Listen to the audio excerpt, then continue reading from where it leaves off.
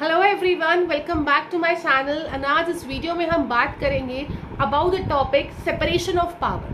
शक्तियों का पृथक्करण, सेपरेशन ऑफ पावर है क्या? ये हमारे कॉन्स्टिट्यूशन लॉ, एडमिन लॉ दोनों का ही पार्ट है एंड बहुत ही बेसिक थिंग है जो कि हमें पता होना चाहिए। जैसे कि rule of law is very basic thing, similarly separation of power, क्या इंडिया में सेपरेशन ऑफ पावर है कि नहीं है, देखते हैं।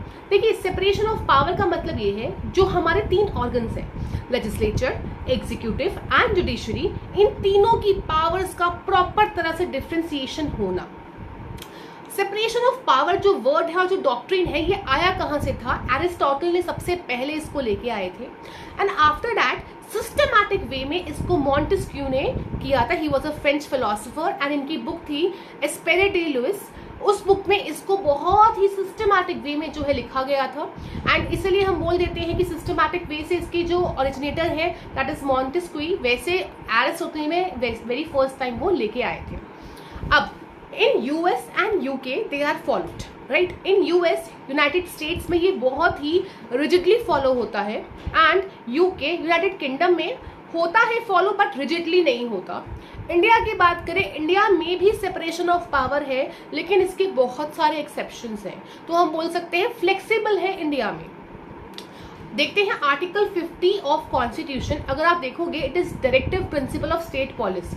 आर्टिकल 50 ये बोलता है कि तीनों ऑर्गन्स के, जुडिशरी, एग्जीक्यूटिव और लेजिस्लेचर के अपने अपने फंक्शंस होने चाहिए और वो अपने फंक्शंस को फुलफिल करने चाहिए। तो कहने का मतलब ये हुआ कि इंडिया में भी सेपरेशन ऑफ पावर है क्योंकि DPSP directive principle of state policy बोलता है। But you must know that DPSP are not justiciable, not enforceable. वो मैंडेटरी नहीं है, वो स्टेट की कैपेसिटी है, वो कितना फुलफिल करेंगे। इंडिया में ये प्रॉपरली नहीं है क्योंकि इसके बहुत सारे एक्सेप्शंस हैं जो कि मैं आपको बताने वाली हूँ। फर्स्ट हम चलते हैं जुडिशरी की तरफ। देखिए, जुडिशरी का काम क्या होता है? जजमेंट देना होता है। लेजिस्लेटिव का काम है लॉ बनाना एंड एग्जीक्यूटिव का काम है एडमिनिस्ट्रेटिव चीजें देखना। अब जजेस का काम है जजमेंट देना, लेकिन आर्टिकल 142 एंड 145 में जो जजेस है दे इवन मेक लॉज। जैसे कि Vishakha versus state of Rajasthan का जो केस है, उसमें सेक्सुअल हरासमेंट विमेन का वर्क प्लेस पे ना हो, उसके पूरे प्रिंसिपल्स वहां पे दे रखे हैं। Arnesh versus state of Bihar, जो कि आपका सीआरपीसी का बहुत ही एक इम्पॉर्टेंट जजमेंट है, विदाउट नोटिस अरेस्ट करना है कि नहीं करना, कैसे करें, सारी गाइडलाइंस वहां दे रखी हैं and they are only followed, तो वो लॉ तो है ही ना। सिमिलरली अशोक हुरा वर्सेस रूपा हुरा, क्यूरेटिव पिटिशन के बारे में वो लेके आए थे decision. So it means that even judiciary make law, जो जजेस है वो भी लॉ बनाते हैं। Kesavan Bharati versus state of Kerala में ये चीज बताया गया कि जो जजेस हैं वो पार्लियामेंट द्वारा बनाया गया लॉ को वॉइड भी कर सकते हैं, उसको अमेंड भी कर सकते हैं। सो इट मीन्स जजेस कैन ऑल्सो मेक लॉ। यहाँ पे जजेस ने लेजिस्लेचर के एरिया में क्या कर दिया? इंक्लूड कर दिया। सिमिलरली अगर हम आगे चलते हैं, ठीक, एग्जीक्यूटिव की तरफ चलते हैं। एग्जीक्यूटिव का काम है सीधा देखना एडमिनिस्ट्रेटिव वर्क ठीक से हो रहा है कि नहीं हो रहा।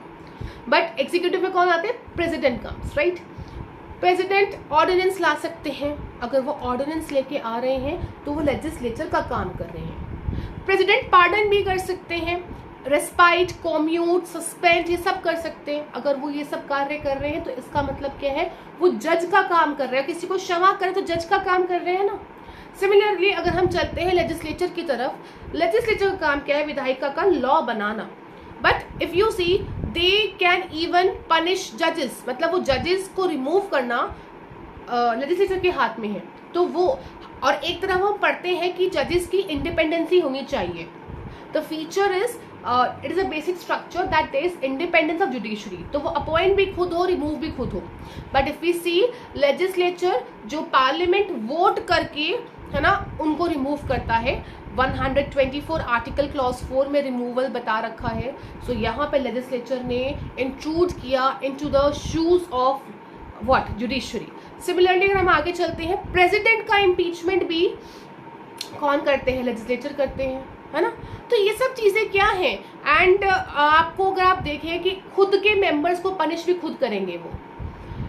आर्टिकल 105 बताता है that there are parliamentary privileges, जिसमें जो एमपीज है, पार्लियामेंटेरियंस है, 105 एंड 191, बताते हैं कि वो अपने लिए खुद से देखेंगे कि क्या प्रिविलेजेस देने चाहिए क्या नहीं। अपने मेंबर से कुछ गलत किया तो पनिशमेंट भी वो खुद से देंगे, तो वो पनिशमेंट दे रहे हैं, और पनिशमेंट देने का काम किसका है? जुडिशरी का है।